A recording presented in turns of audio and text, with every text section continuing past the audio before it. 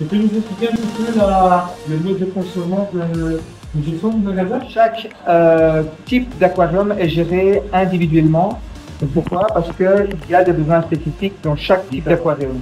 Par exemple, les taux, dans notre aquarium SPS, les taux de nitrate et phosphate sont quasiment nuls. On travaille avec 2 à 4 de nitrate et 0,04 de phosphate. Tandis que dans le LPS, qui est notre autre système qui est derrière vous, là, on travaille avec un peu plus de nitrate et un peu plus de phosphate.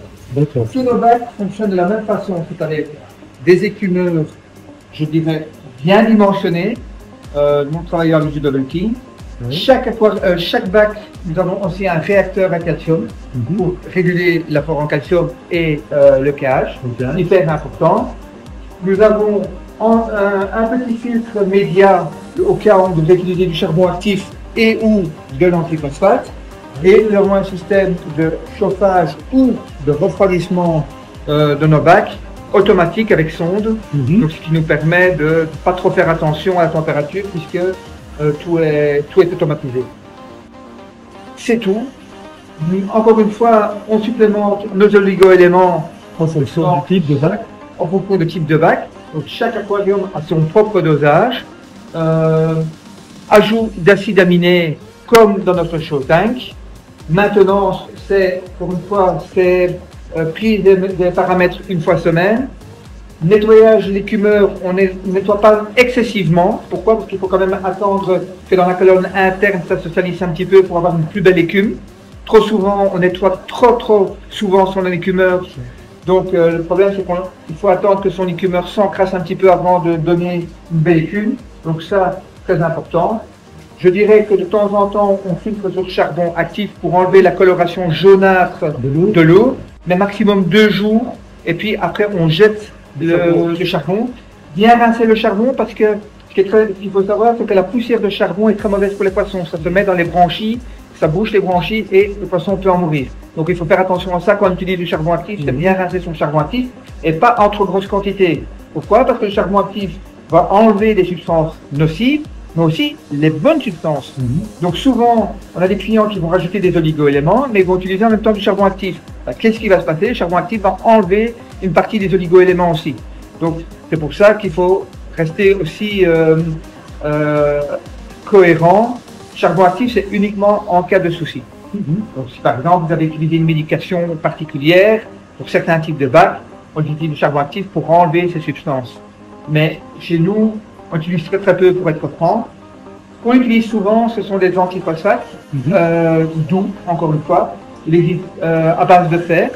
Mais il faut faire attention sur le type d'antiphosphate que l'on va utiliser parce qu'il existe des antiphosphates très agressifs qui vont faire diminuer les taux de phosphate très rapidement. C'est dommageable pour les coraux. Les coraux ne supportent pas un changement des paramètres de l'eau trop rapide. Que ce soit dans le bon sens ou dans le sens inverse.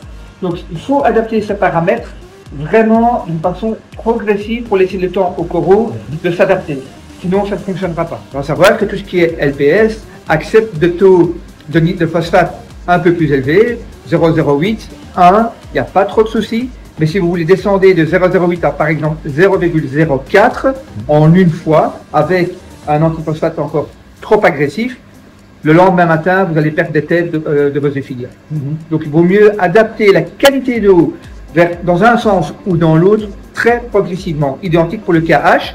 Si vous adaptez le KH trop rapidement, vous allez perdre vos coraux et inversement. Donc il faut vraiment faire attention. Donc le système est relativement simple. Comme je vous l'ai dit tout à l'heure, oligo-éléments, bon écumeur, réacteur à calcium, bonne circulation d'eau, prise de paramètres une fois par semaine et on adapte les différents éléments.